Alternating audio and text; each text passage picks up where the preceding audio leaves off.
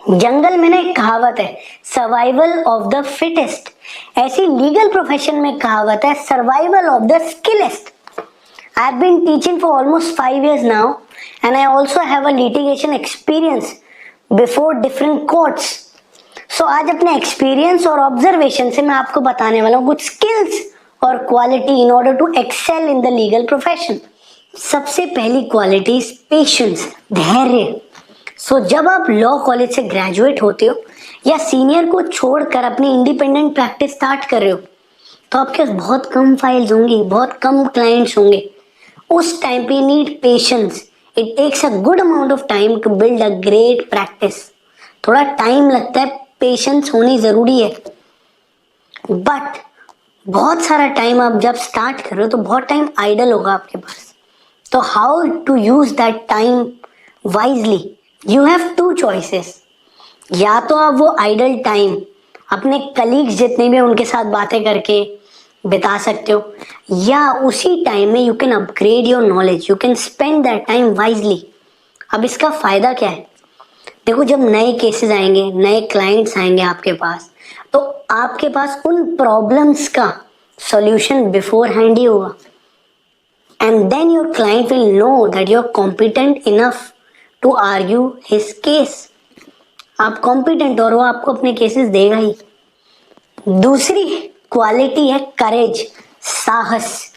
ऐसा बहुत बार होगा कोर्ट्स में जब आप आर्ग्यू कर रहे हो तो जो आपके ऑपोजिट काउंसिल है वो आपसे ज्यादा एक्सपीरियंस है, पर इसका मतलब ये नहीं है कि आप इन्फीरियर फील करो। Don't feel complexed. आप इन्फीरियर ना फील करें और अपने पॉइंट्स फेयरलेसली आर्ग्यू करे, फंबल ना करे। ऐसी चीजों को अपने दिमाग में ना आने दें। जब भी आप आर्ग्यू करो ना, एक बात याद रखना कि there are many people watching you.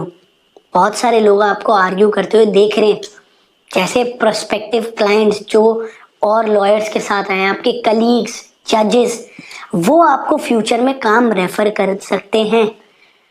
तो ऐसा सोचकर आप आर्ग्यू करें कि भाई लोग मुझे देख रहे हैं और मुझे अपनी बेस्ट परफॉर्मेंस देनी है आज।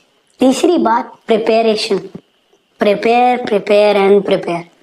अपने केस को बहुत अच्छी तरह प्रिपेयर करें। आपको लॉ भी पता होना चाहिए उस केस में क्या है, आपको फैक्ट्स भी पता होने चाहिए उस केस के क्या है। ऐसा कहा जाता है, law is a jealous mistress. मतलब आपको बहुत अनडिवाइडेड अटेंशन देनी पड़ेगी अगर आपको लीगल प्रोफेशन में एक्सेल करना है। आई हैव रेड समवेयर कि राम जेठमलानी वो 14 से 15 घंटे प्रिपेयर करते थे फॉर क्रॉस एग्जामिनेशंस। मतलब इतना आपको प्रिपेयर करना है कि आपकी बेस्ट परफॉर्मेंस आए। फोर्थ है ब्रीविटी। कम से कम शब्दों में अपनी बात रखना इज ब्रीविटी। अब आपको पता ही है, courts are overburdened with work. 20-20, 30-30 matter लगे हुए हैं एक दिन में। सो जजेस also like lawyers who can put forward their point in the fewest words possible. Fifth is common sense. So lawyers must possess common sense. Law is nothing but codified common sense. Codified common sense है कानून।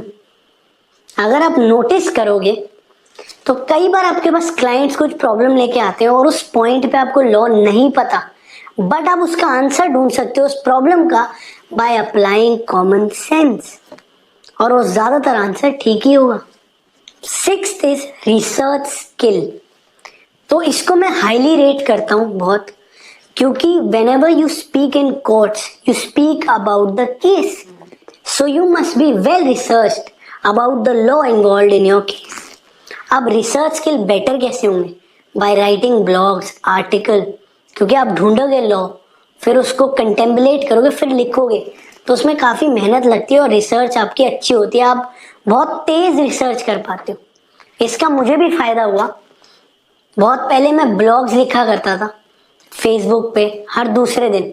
सो one day I was assigned some work by my senior. मेरे senior ने मुझे कहा कि इस चीज़ पर judgement ढूंढो। मुझे कहा, और there was a girl who was from the top college of India, उनको काम दिया और मेरे को, दोनों को साइमल्टेनियसली एक ही काम दिया था कि आप रिसर्च करो जजमेंट पर on visitation rights of a father इस इशू पे हमें जजमेंट निकालनी थी।